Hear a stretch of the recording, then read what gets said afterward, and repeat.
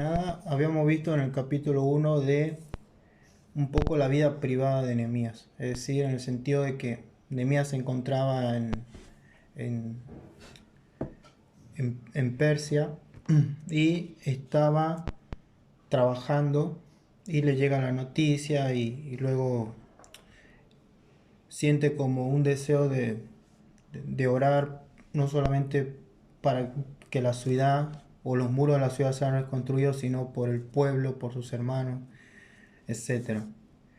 Eh, Ahora en el capítulo 2 vamos a ver de lo privado a lo público, o sea, la vida de Nehemías desde lo secreto con Dios a salir hacia afuera.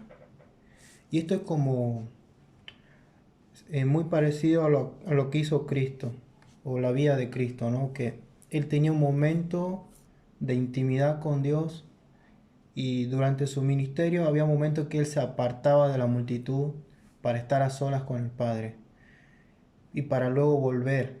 Y, y es exactamente lo que hacía Nehemías.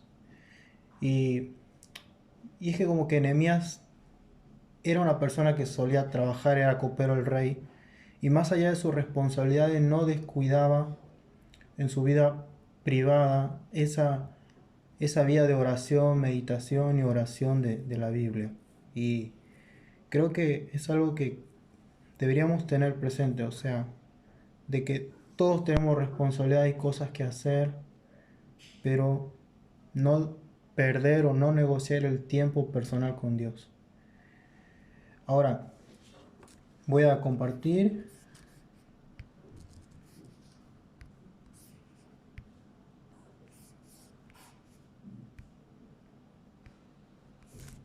Bien.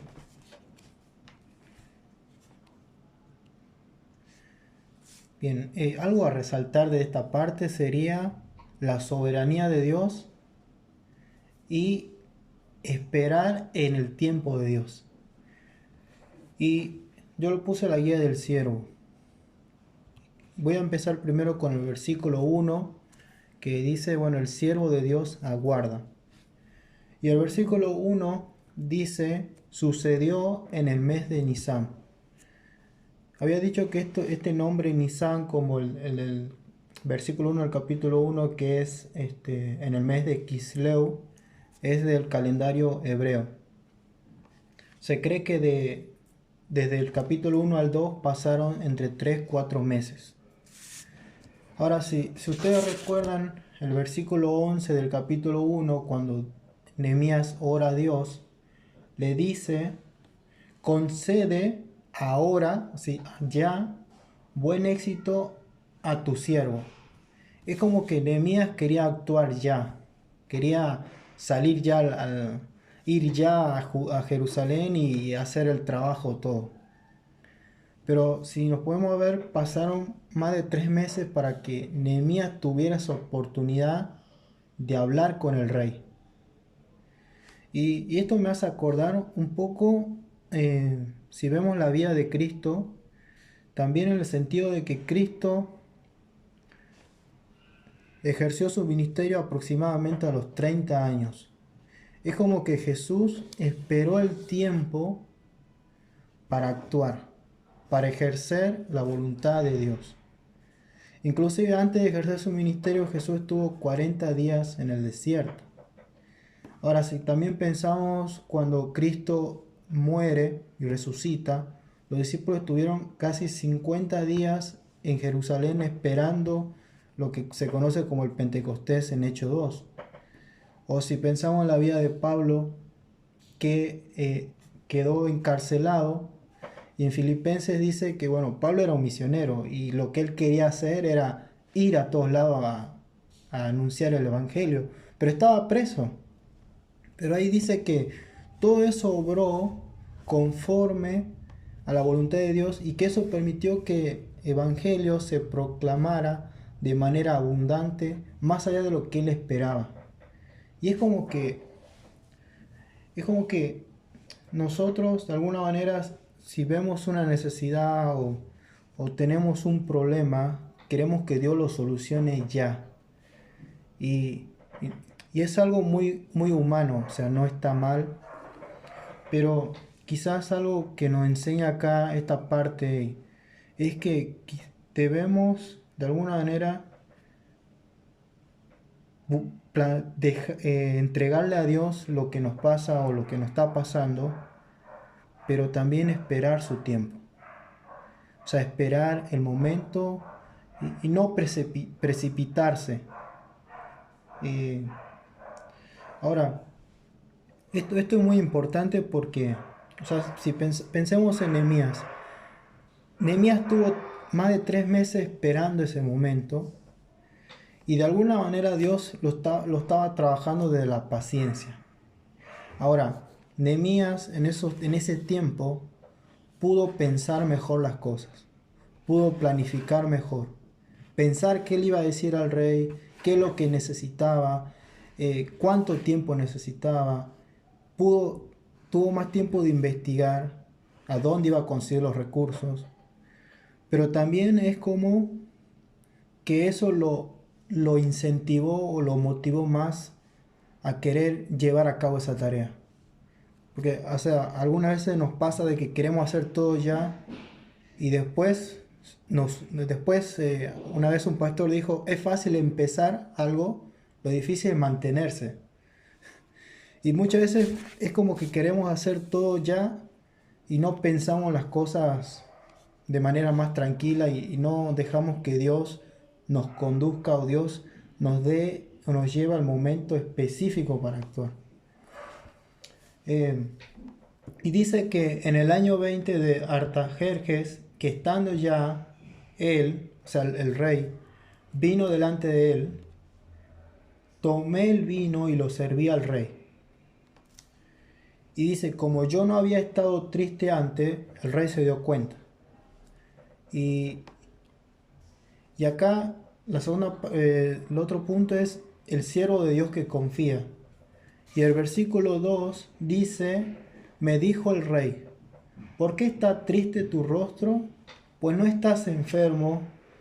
¿No es esto sino quebranto de corazón? Y algo a resaltar acá es, temí en gran manera. O sea, ¿por qué Nehemías tuvo miedo? A ver, si nos podemos pensar, quizá Nehemías tenía miedo a morir. Supongamos que en aquel tiempo era muy normal que si a un rey no le agradaba la conducta o el comportamiento de un siervo suyo, le podía quitar la vida tranquilamente, sin ningún problema. Y quizás Nehemías tenía miedo de morir, o sea, tenía miedo, era el rey, pero también quizás sentía un poco de ansiedad. Imaginen Nehemías esperando tanto tiempo y cuando llega ese momento no sabe cómo actuar, no sabe cómo hablarle al rey, cómo decirle para qué. O también sentía culpa quizás. Eh, si vemos en el capítulo 1, Nehemías ora por el pueblo, por su familia y por él, por los pecados. Y es como que sentía esa culpa, ¿no? Y yo pensaba, bueno, ¿qué me enseña esto? De alguna manera, que siempre vamos a sentir ese temor a algo, o quizá vamos a sentir una culpa o una ansiedad, pero lo importante aquí es que Dios nos va a dar la gracia cuando llegue ese momento que tengamos que actuar, cuando tengamos que hablar y, y entender que en Cristo estamos seguros, que nada nos puede separar del amor de Cristo, que en Cristo no solamente somos libres de la culpa, sino que también somos libres en el sentido de que Él tiene el control de toda nuestra vida. Y, y el versículo 3 se relaciona porque dice, y dije al rey, no duda que Nehemías en ese momento recibió la fuerza, la gracia de Dios para animarse a hablar al rey y hacerle esa petición. O sea, Nehemías literalmente confió y confiaba en Dios. Y dice el versículo 3, plantea la pregunta, ¿cómo no estará triste mi rostro cuando la ciudad, casa de los sepulcros de mi padre, está desierta y sus puertas consumidas por el fuego? Si ustedes se recuerdan al capítulo 1, Nehemías cuando ora, primero ora por el pueblo y después ora por la ciudad. Pero acá, cuando le habla al rey, da vuelta a la cosa. Y quizás esto no fue, no fue algo así nada más, sino que Nehemías pensó muy bien lo que le iba a decir al rey. Se cree que en aquel momento en la cultura de Persia había un gran respeto por los antepasados y las tumbas, eran como algo sagrado.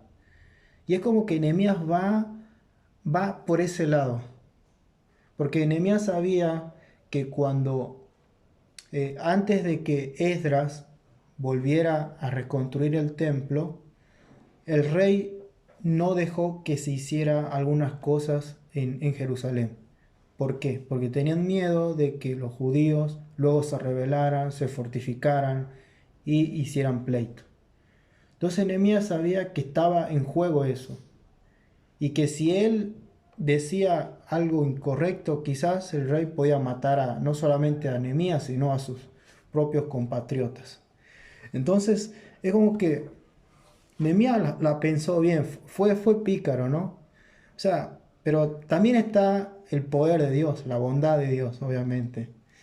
Y, y luego, sí, hace esa pregunta y después sería la oración del siervo de Dios. Acá es algo que me tocó mucho. Y el versículo 4 dice, me dijo el rey, ¿qué cosa pides? Y Nehemías dice, entonces oré al Dios de los cielos. Recuerdan que había dicho que el Dios de los cielos significaba para Nehemías un Dios que está por encima de todo gobierno, un Dios que está por encima de todo. Pero también para Nehemías era un Dios cercano, era un Dios que estaba cerca, un Dios que él conocía en la intimidad.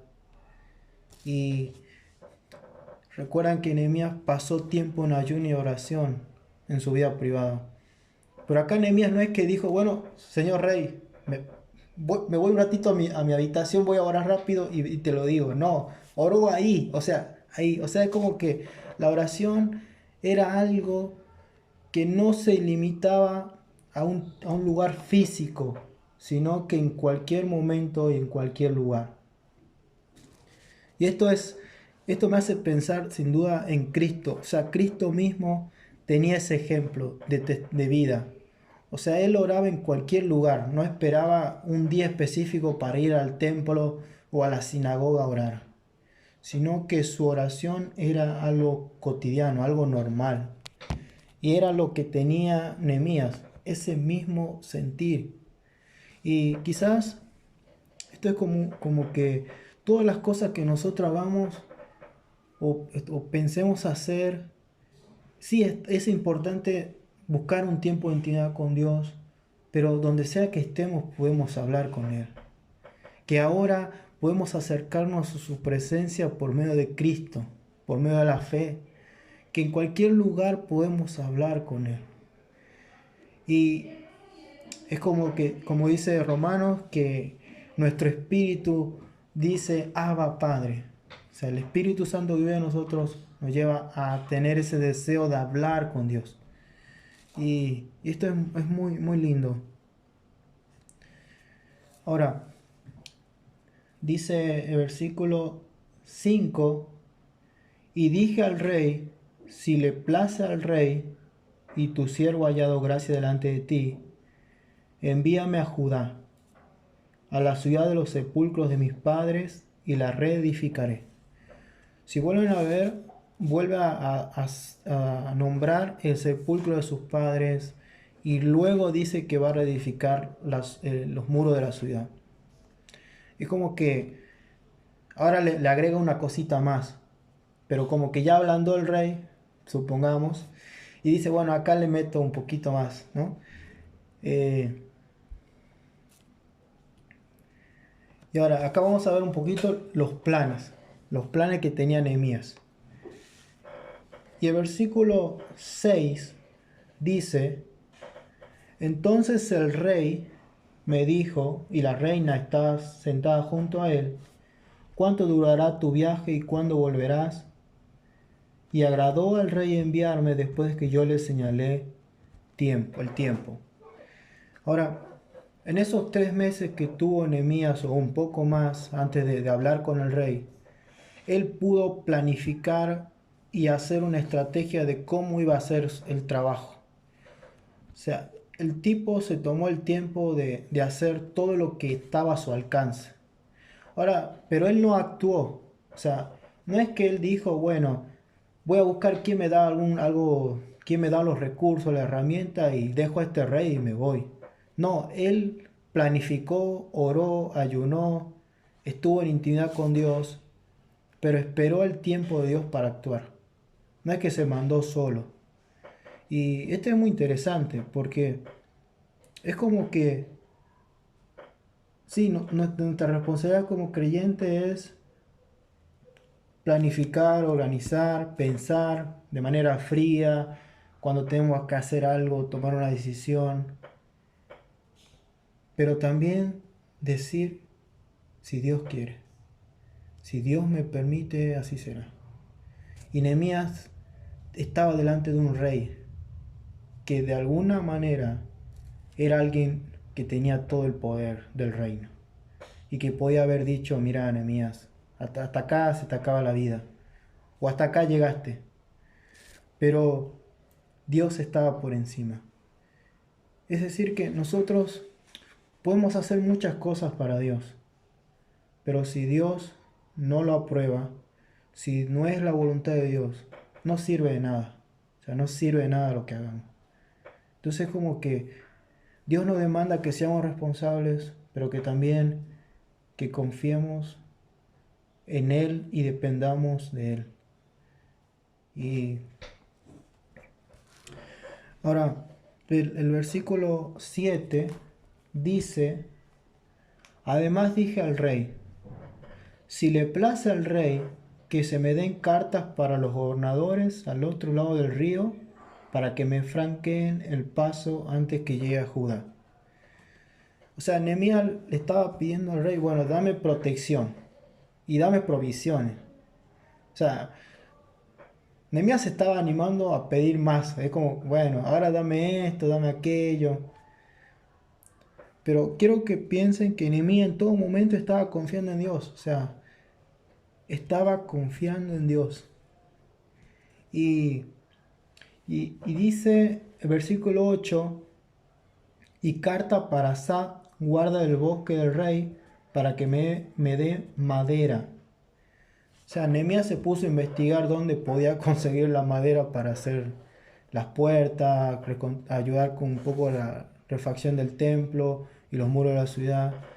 O sea, se puso a investigar el tipo, no es que... o sea, se puso la 10, o sea, se puso a hacer lo que tenía que hacer. Pero al final confió en Dios y esperó el momento en que Dios le permitiera hablar. Y, pero lo más lindo acá del 8 es, al final del 8 dice, y me lo concedió el rey según la benéfica mano de mi Dios sobre mí. Estaba leyendo que cuando Esdras vuelve, Esdras hace el segundo regreso a Jerusalén, Nehemías sería el tercero, pero cuando Esdras regresa, él no pide al rey que le den escolta o soldados, porque para él era como no confiar en el poder de Dios o en la protección de Dios. Pero Nehemías lo ve de otra forma. Para él eso era la bondad de Dios. O sea, para él era que no estaba mal, sino que Dios estaba sobre él. Y sin duda los dos hicieron muchas cosas para el Señor, pero pensaban diferente en algunas cosas y es como que, bueno, ¿qué significa esto? Que nosotros en la iglesia somos un cuerpo. Muchas veces quizás no vamos a estar de acuerdo con algunas cosas, pero sería una gran señal de madurez entender que ya sea de esta forma o de otra, si Dios te da el ok, listo. Son cosas secundarias muchas veces. Y es como que Nehemías no se hizo problema y Edra tampoco. Y luego, lo último sería que el siervo de Dios da su testimonio. Y el versículo 9 dice: vine luego a los gobernadores del otro lado del río y le di las cartas del rey. Y el rey envió conmigo capitanes del ejército y gente de a caballo. O sea, es como, bueno, Nehemías es como que, de alguna manera, imagínense, Nehemías yendo, o sea, el copero del rey ahora con escolta, con madera, con equipamiento, todas esas cosas, era un testimonio de la bondad de Dios. La charla entre él y su hermano de hace unos meses atrás, hablando sobre la situación del pueblo, la ciudad, y ahora él estaba yendo a Jerusalén, no solo, sino escoltado, con recursos, eh, protegido. O sea, no hay duda de que todo eso fue la bondad de Dios. O sea, Nehemías no era alguien que tuviera autoridad o alguien que tuviera poder. Todo lo que Nehemías tuvo para hacer la voluntad de Dios fue porque Dios lo permitió y porque Dios se lo dio. Y es como que Dios nos da a su Hijo porque nos ama y nosotros no hicimos nada. O sea, no hicimos nada para merecer ese amor o esa salvación o ese tesoro tan valioso. Sin embargo, Dios lo único que quiere de nosotros no es solamente una entrega de nuestra vida a Él, sino que nuestra vida esté direccionada hacia su voluntad, hacia lo que Él quiere que hagamos. Y ahí es entender que Él tiene el control de nuestra vida, sin importar qué nos pase, pero que Él siempre nos va a capacitar, nos va a dar las herramientas, pero que también quiere que desarrollemos el carácter que significa ser pacientes. Cuando muchas veces queremos que algo se solucione rápido, un problema en la casa, en el trabajo, en la familia, en la salud, queremos que todo acabe, pero muchas veces Dios permite esas cosas para que nuestra vida sea más entregada a Él, que le entreguemos más nuestra vida, pero que también podamos reflejar el carácter de Cristo. Había dicho que Nehemías sabía que una ciudad sin murallas era estar totalmente a la intemperie, era totalmente estar desprotegido de los pueblos enemigos que había alrededor. Y pensaba yo, bueno, la muralla era reflejar que de alguna manera el pueblo iba a estar bien. Y si vemos en la historia de la salvación, Cristo es nuestra muralla, o sea, Cristo es nuestra seguridad. Y es lo que hizo Él, protegernos del enemigo. Y, y eso es algo maravilloso, maravilloso. Luego el versículo 10 dice: pero oyéndolo Sanballat horonita y Tobías el siervo amonita, les disgustó en extremo que viniese alguno para procurar el bien de los hijos de Israel. Aquí vemos la oposición la oposición o el ataque hacia no solamente Nehemías, sino hacia el pueblo de Dios, hacia el pueblo de Israel. Nehemías, de alguna manera, tenía un enemigo en, en Persia, que era el rey. De alguna manera era su enemigo. pero salió victorioso por el favor de Dios. Pero ahora iba a tener otros enemigos en Jerusalén. Y otra vez Nehemías tenía que confiar en Dios. Y otra vez Nehemías tenía que seguir. Es decir que, más allá de que la Biblia dice, Romanos 8 creo, que somos más que vencedores por medio de aquel que nos amó, que somos más que vencedores en Cristo Jesús. A veces Dios permite situaciones de conflicto, eh, de luchas, que podrían ser nuestros enemigos fácilmente, pero es para que nosotros no bajemos la guardia, es para que nosotros sigamos confiando en Cristo, sigamos confiando en Él. Y que durante estemos en esta vida, de alguna manera tenemos una lucha, somos llamados a luchar, pero entender que ya tenemos la victoria asegurada por medio de aquel que dio su vida por nosotros.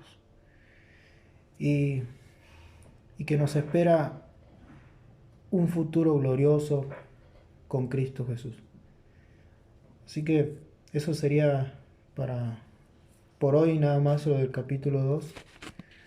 Le dejo el tiempo para que quieran hacer preguntas o quieran aportar, porque hay muchas todavía cosas porque se pueden sacar. Así que eso.